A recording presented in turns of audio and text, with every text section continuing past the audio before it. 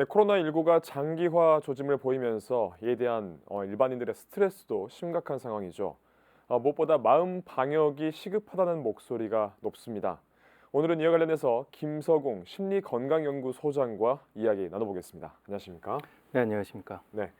광주에서 코로나19와 관련해서 첫 확진자가 나온 지도 벌써 한 달이 넘어가고 이에 따라서 일상을 바꿀 만큼 불안과 스트레스가 극심한 상황인데요. 이런 상황에서 심리적인 반응 어떤 것들이 좀 있습니까? 일단 내가 감염이 되지 않을까라고 하는 불안과 공포가 가장 흔하고 대표적인 반응이라고 할 수가 있겠고요. 그리고 걱정스럽고 불안한 그런 마음 때문에 불안을 없애기 위해서 혹은 감소시키기 위해서 다양한 정보들에 이렇게 몰두하게 됩니다. 네. 그리고 주변 사람들을 경계하게 되고요. 그리고 외부 활동을 하지 않게 되고 병에 걸리거나 혹은 내가 이제 죽지 않을까 이런 두려움이 커지게 되게 되죠. 그래서 나를 제외한 날은 다른 사람들한테 경계하게 되고 의심하게 되는데 네. 그렇게 하다 보니까 무기력해지게 되고요. 결과적으로 스스로를 이제 고립시키게 되는 그런 결과를 가져오는데 이런 상황이 장기화될 때 가장 염려가 되는 것은 우리 공동체는 끈끈하게 연결이 되어 있는데요. 이게 서로가 서로를 이렇게 경계하고 나눠지기 때문에 이 공동체성이 건강한 공동체성이라고 하는 것이 무너지게 되지 않을까 이것이 가장 염려스러운 부분이라고 할 수가 있겠습니다. 음. 뭐 과거에도 신종플루나 메르스 같은 것들을 이제 겪었지만 유독 이번 코로나19와 관련해서 좀 스트레스가 심하게 보이는 것 같은데 이 네. 이유가 무엇이라고 좀 생각하십니까? 물론 신종플루나 뭐 메르스 또 사스 때 많은 사람들이 불안과 공포를 경험했습니다. 예. 당시에도 많은 생활의 제약이 발생을 했겠고요. 그리고 그런데 이제 이번 코로나19의 경우에는 전염성이 좀 더 음. 강력하다라고 하는 것과 그리고 특정 종교 집단에서 많은 확진자가 나오게 됐습니다. 코로나19 초기에는 중국 사람들에 대한 어떤 분노나 혐오가 굉장히 많았는데 예. 지금은 신천지나 대구와 같이 어떤 특정 지역이나 종교에 대한 어떤 분노와 혐오가 이제 생겨나게 되면서 새롭게 어떤 무리즘이라고 하는 것이 발생하고 있는 것으로 생각이 됩니다.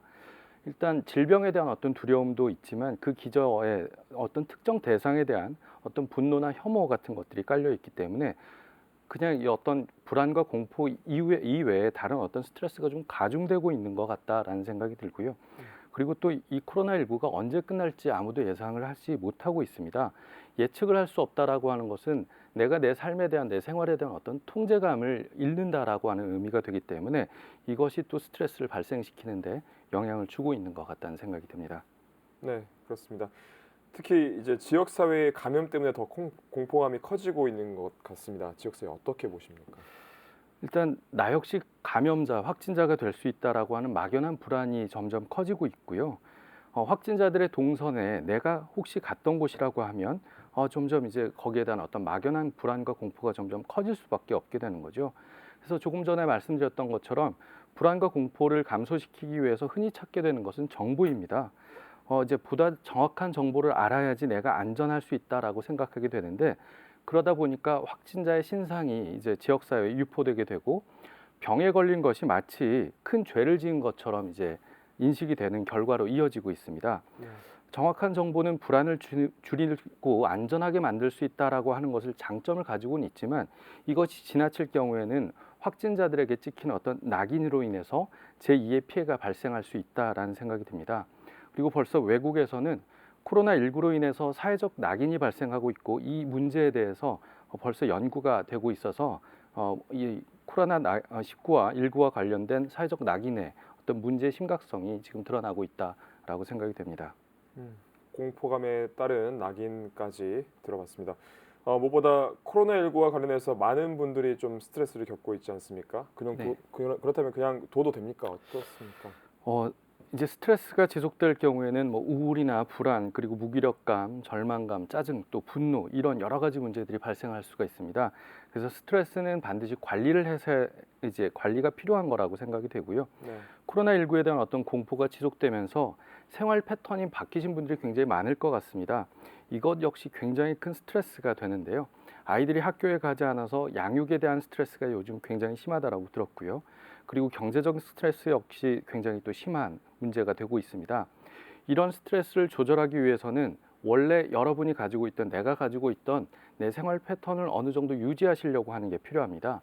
예를 들어서 불안해서 집안에만 계시는 것이 아니라 사람이 많지 않은 곳에 가셔서 산책을 하신다든가, 그것도 좀 불안하시면 차를 타고 나가셔서 드라이브를 하시는 것도 도움이 될 수가 있고요. 그리고 요즘에 TV를 켜보면 코로나19와 관련된 뉴스가 거의 하루 종일 나오고 있거든요. 근데 여기에 계속 몰두하시는 것이 아니라 특정한 시간에만 이 뉴스를 보시는 어떤 그런 스스로의 어떤 생활을 좀 이렇게 정해 놓으시는 것도 도움이 되고요. 그리고 우리가 사회적 거리를 넓히는 이렇게 운동을 하고 있는데, 사회적 거리는 넓히되 마음의 거리를 좁히는 이런 활동을 하시는 게 심리적 안정에 도움이 될 수가 있습니다. 예를 들자면 하루에 3번 정도 시간을 정해서 그동안 연락하지 못했거나 혹은 일상적으로 만나셨는데 만나지 못하고 있는 분들에게 전화를 거셔서 어떻게 지내는지 안부를 묻는 거, 이거 역시도 어떤 마음의 거리를 좁히면서 느슨해져 있는 어떤 공동체성을 다시 끈끈하게 만들 수 있는 도움이 되는 활동이라고 생각이 됩니다. 네, 일반 시민들을 대상으로 이제 여러 방안들을 제시해 주셨는데 이번에는 좀 자가격리자들에 대한 질문 드리겠습니다. 특히 자가격리자들이 받는 스트레스는 더 극심할 것 같은데 네네. 격리자들이 좀 잘 이겨낼 수 있는 방법이 있을까요? 일단 자가격리자들이 받는 스트레스는 굉장히 극심할 거라고 생각이 되는데요. 이것이 완치될 수 있을 것인가? 거기에 대한 어떤 걱정이나 불안부터 시작을 해서 내가 다시 사회로 복귀했을 때 주변의 시선이 어떨까? 여러 가지 스트레스가 심한 상태로 생각이 됩니다. 격리가 되어 있는 상태이기 때문에 이분들은 조금 더 이렇게 취약한 상태라고 생각이 됩니다. 누군가에게 도움을 적극적으로 요청할 수 없기 때문에 더 그러는데요. 이제 만약에 하루 종일 우울과 불안 때문에 시달리고 계신다라고 하면 한국심리학회에서는 상담 전문가들이 무료로 전화 상담을 지금 지원하고 있습니다. 그래서 한국심리학회 홈페이지에 들어가서 검색을 해보신다거나, 이제 전화번호가 회선이 2개가 개설이 되어 있는데요. 070-5067-2619, 070-5067-2819번으로 전화를 하시면 전문가들의 친절한 어떤 도움을 받으실 수 있을 겁니다. 네, 특히 코로나19가 이제 장기적인 사태로 이어질 경우를 대비한 마음의 준비가 좀 필요할 것 같은데 네. 어떤 준비를 좀 하고 있어야 합니까? 우선 앞서 말씀드렸던 이제 마음의 거리를 좁히는 그런 활동, 그리고 일상생활을 유지하시려고 노력하는 거, 이런 방법들을 좀 적극적으로 사용해 보시길 당부드리고 싶습니다. 요즘 상황에서는 불안이나 공포, 우울, 무기력이 그렇게 자연스럽게 발생할 수밖에 네. 없는 그런 시기입니다. 우리가 경험하고 있는 이 감정들은 이상한 게 아니라 자연스러운 것이라고 할 수가 있습니다. 그래서 불안해하지 않으시려고, 우울해하지 않으시려고 애쓰실 필요가 없다라고 말씀드리고 싶은데, 우리가 지금 견디고 싸워야 될 대상은 우리가 힘든 그런 감정들이 아니라 그저 지금의 상황이라고 할 수가 있습니다. 그래서 그 속에서 여러분 개개인이 가지고 있는 고유한 장점이나 에너지, 이런 것들을 스스로 유지하려고 노력하시는 것이 필요합니다. 지역사회에서 스스로를 자꾸 고립시켜서 그저 안전이라고 하는 것만을 챙기시는 것이 아니라 서로가 끈끈하게 연결되어 있어야 된다라고 하는 점을 자꾸 상기시켜 보시고요.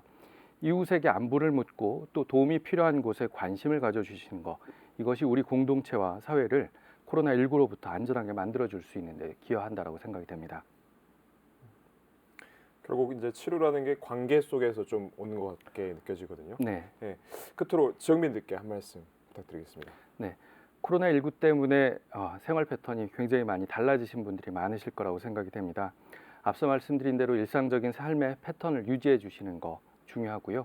건강한 식습관, 그리고 충분한 수면, 그리고 운동, 또 불안이 심해질 때는 이완 훈련도 도움이 됩니다.